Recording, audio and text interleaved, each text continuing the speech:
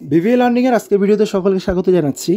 আমাদের আজকের এই ভিডিওটিতে বিবিএ তৃতীয় বর্ষের ম্যানেজমেন্ট অ্যাকাউন্টিং বইয়ের অ্যাবজর্পশন অ্যান্ড ভেরিয়েবল কস্টিং অধ্যায় হতে একটি অঙ্ক সমাধান করা হয়েছে।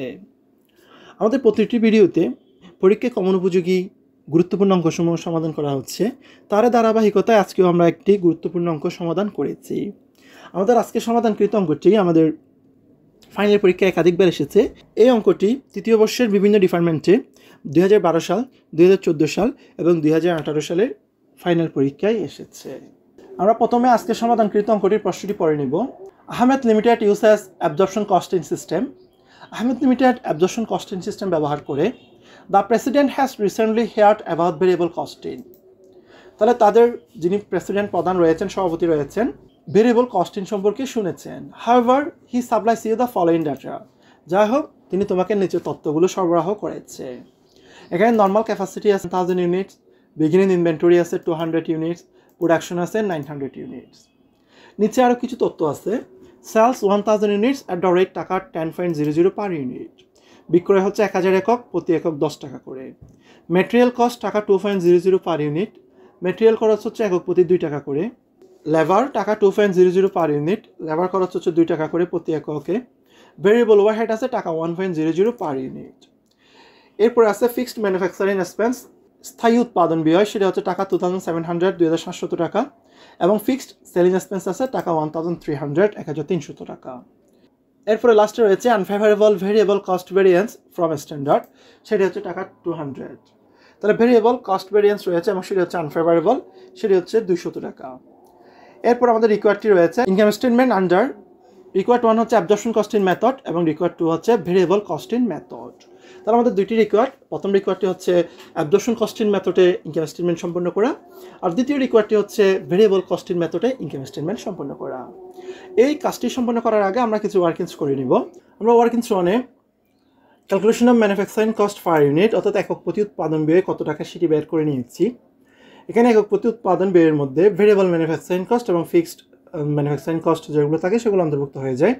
তবে ভেরিয়েবল ম্যানুফ্যাকচারিং কস্টগুলো ডিরেক্ট কস্টিং, অ্যাবজর্পশন কস্টিং দুই কস্টিংয়ে বসে, কিন্তু যেটা ফিক্সড ম্যানুফ্যাকচারিং কস্ট থাকে সেটা শুধুমাত্র অ্যাবজর্পশন কস্টিংয়ে বসে, কিন্তু ডিরেক্ট কস্টিংয়ে বসে না। তাহলে আমরা আমার প্রশ্নে দেখে নিব আমাদের এখানে কী কী ম্যানুফ্যাকচারিং কস্ট রয়েছে। তাহলে আমরা ম্যাটেরিয়াল কস্ট দেখতে পাচ্ছি, সেটা হচ্ছে ফার ইউনিটের জন্য 2 টাকা করে।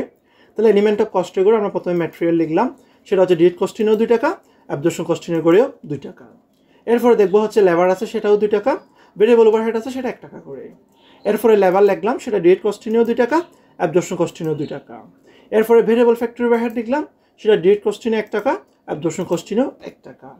এরপরে এখানে আরেকটি উৎপাদন খরচ আছে, সেটা হচ্ছে ফিক্সড ম্যানুফ্যাকচারিং এক্সপেন্স, সেটা হচ্ছে 2700 টাকা। এটা টোটালে আছে।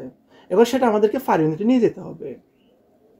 তাহলে টোটাল এটাকে পার ইউনিটে নিয়ে যেতে হলে আমাদের যেটা নর্মাল ক্যাপাসিটি বা স্ট্যান্ডার্ড প্রোডাকশন থাকবে সেটা দিয়ে ভাগ করতে হবে। তাহলে আমাদের নর্মাল ক্যাপাসিটি হচ্ছে 1000 ইউনিট। তাহলে এই ফিক্সড ম্যানুফ্যাকচারিং এক্সপেন্স 2700 টাকা যখন 1000 দিয়ে ভাগ করে দিব, আমাদের পার ইউনিটটা চলে আসবে। তাহলে ফিক্সড ম্যানুফ্যাকচারিং এক্সপেন্স বা ফিক্সড ফ্যাক্টরি ওভারহেড 2700 ভাগ 1000, 2700কে 1000 দিয়ে ভাগ করে দিলে 2.70 আসে।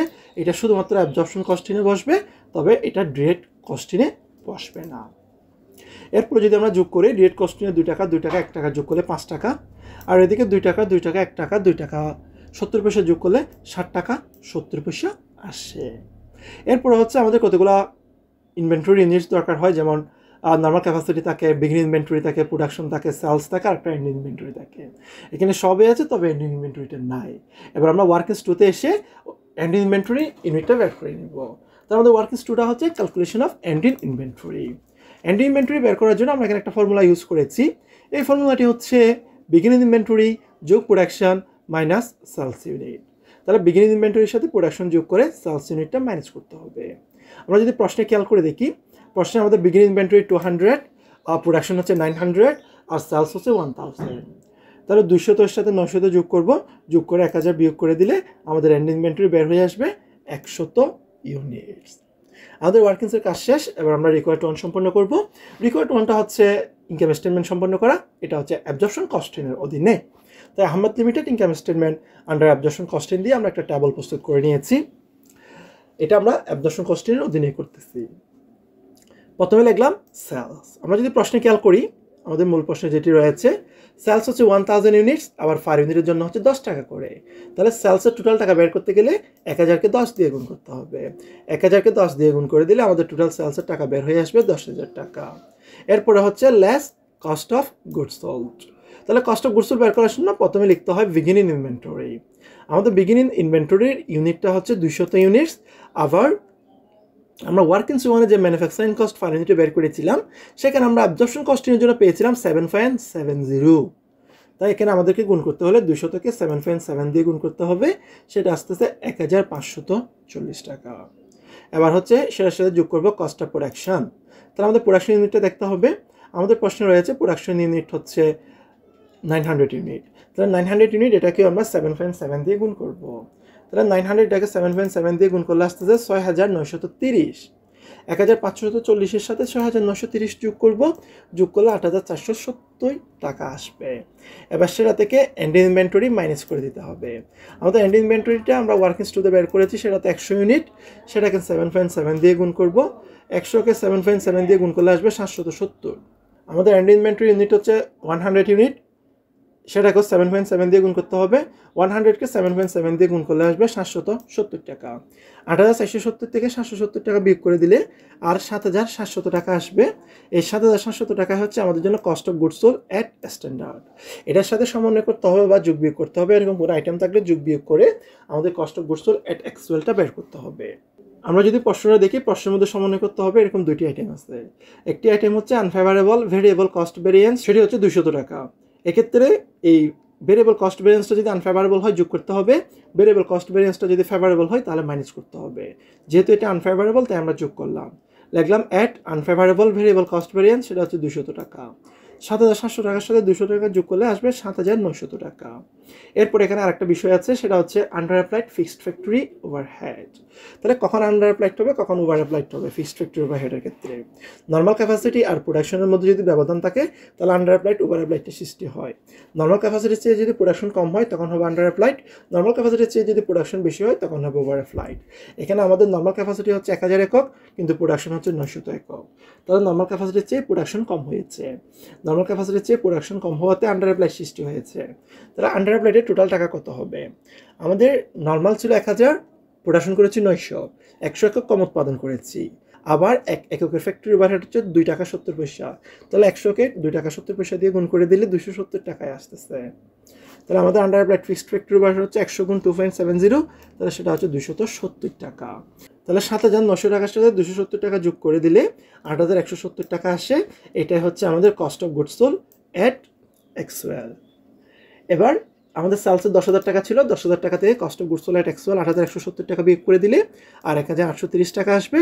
এটা হবে আমাদের জন্য গ্রস মার্জিন। এর পরবর্তী ধাপে এসে ফেরিওডিক কস্ট বাদ দিয়ে দিতে হবে। আমরা যদি প্রশ্নে খেয়াল করে দেখি, প্রশ্নের মধ্যে ফেরিওডিক কস্ট রয়েছে শুধুমাত্র একটি, সেটা হচ্ছে ফিক্সড সেলিং এক্সপেন্স, সেটা হচ্ছে 1300 টাকা। তাহলে লাস্ট ফেরিওডিক কস্ট এর অধীনে আমরা ফিক্সড সেলিং এক্সপেন্স 1300 টাকা বাদ দিয়ে দিই, আমাদের নেট ইনকাম বের হয়ে আসবে 530 টাকা। অর্থাৎ 1830 টাকা থেকে 1300 টাকা বাদ গেলে নেট ইনকাম হচ্ছে 530 টাকা। আমাদের রিকোয়ার্ড 1 শেষ হয়েছে, এবার রিকোয়ার্ড 2 সম্পন্ন করব। রিকোয়ার্ড 2 কাজটি হচ্ছে ভেরিয়েবল কস্টিং মেথড, অর্থাৎ ভেরিয়েবল কস্টিং মেথডের অধীনে ইনকাম স্টেটমেন্ট সম্পন্ন করা। এবার আমরা সেই কাজটি সম্পন্ন করব। তাহলে রিকোয়ার্ড 2তে এসে Ahmed limited income statement under variable costing, আমরা ডিটেলস টাকা টেবল করে নিয়েছি। প্রথমে লিখেছি সেলস। আমাদের সেলস ইউনিট ছিল 1000 ইউনিটস, পার ইউনিটের জন্য 10 টাকা করে। তাহলে 1000কে 10 দিয়ে গুণ করলে আমরা সেলসের টাকা পাচ্ছি 10,000 টাকা। এরপর নিচে লিখেছি less variable cost of goods sold. প্রথমে আসবে বিগিনিং ইনভেন্টরি। আমরা যদি মূল প্রশ্নে খেয়াল করে দেখি, আমাদের বিগিনিং ইনভেন্টরির ইউনিট হচ্ছে 200 ইউনিটস। এরপরে যেটা ওয়ার্কিং ওয়ান করেছিলাম সেখানে রেট কস্টিং বা ভেরিয়েবল কস্টিংয়ের জন্য আমরা রেট পার ইউনিট পেয়েছিলাম 5 টাকা করে। তাহলে ভেরিয়েবল কস্টিংয়ে গিয়ে আমাদেরকে প্রত্যেকটাতে 5 টাকা করে গুণ করতে হবে। তাহলে বিগিনিং ইনভেন্টরি হচ্ছে 200 গুণন 5, 200কে 5 দিয়ে গুণ করলে আসতেছে 1000 টাকা। সেই সাথে ভেরিয়েবল কস্ট অফ প্রোডাকশন যোগ করব। প্রোডাকশন ইউনিট ছিল এই অঙ্কের মধ্যে 900, তো সেটাকে সাথে 5 গুণ করে দিলে আসছে 4500। 1000-এর সাথে 4500 যোগ করলে 5500 টাকা আসে। সেটা থেকে এন্ড ইনভেন্টরি মাইনাস করতে হবে। আমরা ওয়ার্কিং স্টোর কাজ করে এন্ড ইনভেন্টরি 100 একক পেয়েছিলাম, সেটাকে 5 দিয়ে গুণ করলে আসতেছে 500 টাকা। 5500 থেকে 500 টাকা মাইনাস করলে আমরা 5000 টাকা পাচ্ছি। সেটা হচ্ছে cost of goods sold at standard. আমরা যখন অ্যাবজর্পশন কস্টিং ইনকাম স্টেটমেন্ট করেছিলাম তখন cost of goods sold at স্ট্যান্ডার্ডের সাথে দুইটা আইটেম অ্যাডজাস্ট করেছিলাম। একটা ছিল আনফেভারেবল কস্ট ভেরিয়েন্স, একটা ছিল under applied fixed factory overhead. এখান থেকে আনফেভারেবল কস্ট ভেরিয়েন্সটা আমাদের এই ভেরিয়েবল কস্টিনে অ্যাডজাস্ট হবে, আর যেটা under applied fixed factory overhead আছে সেটা ভেরিয়েবল কস্টিনে অ্যাডজাস্ট হবে না, সেটা শুধু অ্যাডজাস্ট হবে অ্যাবজর্পশন কস্টিনে। তো সেই সাথে আনফেভারেবল ভেরিয়েবল কস্ট ভেরিয়েন্স যোগ করে দিলাম 200 টাকা। তাহলে 5000 টাকার সাথে 200 টাকা যোগ করলে 5200 টাকা আসছে।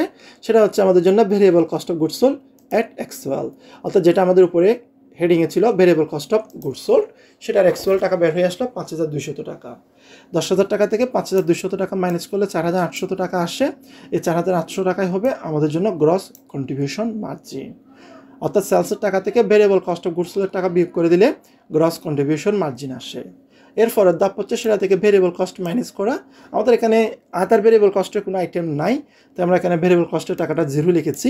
তাহলে 4800 থেকে 0 বিয়োগ করে দিলে 4800তে আসবে। আমরা চাইলে এই ধাপটা না দেখাতেও পারি, তাহলে contribution margin, gross contribution margin থেকে ভেরিয়েবল কস্ট মাইনাস করে দিলে কন্ট্রিবিউশন মার্জিন আসবে। তাহলে মাঝখানে লেস ভেরিয়েবল কস্টগুলো 0 টাকা যে ধাপটা দেখিয়েছি, এই ধাপটা স্টেপটা চাইলে না দেখলেও পারবেও। এর পরবর্তী ধাপটি হচ্ছে ফিক্সড কস্ট মাইনাস করা। আমরা মূল প্রশ্নে দেখবো এখানে কয়টি ফিক্সড কস্ট আছে। তাহলে মূল প্রশ্নে যদি খেয়াল করি আমরা দেখতে পাচ্ছি আমাদের মূল প্রশ্নের মধ্যে দুইটা ফিক্সড কস্ট আছে।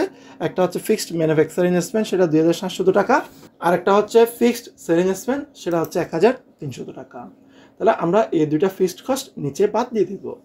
তাহলে ম্যানুফ্যাকচারিং এক্সপেন্স 2700 টাকা প্রথম কলামে লিখছি, সেলিং এক্সপেন্স 1300 টাকা আছে সেটাও প্রথম কলামে লিখছি। দুইটা যোগ করে দিলে যোগফল 4000 আসবে। তাহলে 4800 থেকে 4000 বিয়োগ করলে দিলে আর 800 টাকা আসে। এটাই হচ্ছে ভেরিয়েবল কস্টিংয়ের অধীনে নেট ইনকাম।